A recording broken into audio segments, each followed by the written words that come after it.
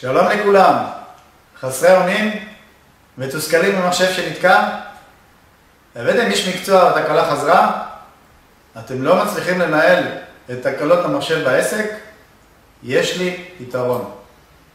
זאת ההזדמנות שלכם לקבל ייעוץ טלפוני קצר, אוזן קשבת לבעיה שלכם, והצעה לפתרון. איך לנהל טכנאי מחשבים שלכם, איך לנהל את ספק האינטרנט, ספק המדפסות, הפקסים ועוד. שואלים את הלקוחות, איציק, איך בשיחת טלפון של שעה אחת אני יכול לפתור את כל הבעיות המתמשכות שבעל מקצוע ניסה ולא הצליח לפתור? תשובתי, יש לי עדויות מלקוחות שהצליחו לפתור בעיות מתמשכות בשיחת טלפון קצרה, המשולבת בשליטה מרחוק על המחשב שלך. שאלה נוספת ששאלו אותי, למה לבזבז לי זמן על למידה? אני אזמין בעל מקצוע, בזמן הזה אקדם את העסק.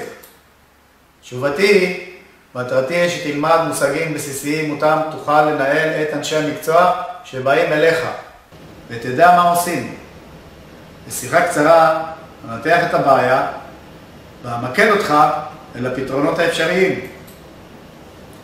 מה כולל הייעוץ הטלפוני? 1. בדקות הראשונות של הייעוץ אני מקשיב לבעיה, שואל את השאלות החשובות להבנת התקלה. 2. אני נותן הדרכה של כ-30 דקות על הסיבה לתקלה. 3. לסיום אני נותן פתרון שבעזרתו תוכל לפתור את הבעיה לבד או עם איש מקצוע. כל מה שעליך לעשות הוא לרשום את השם, הכתובת והטלפון של העסק, את כתובת האימייל, ומיד תועבר לדף התשלום. בהצלחה.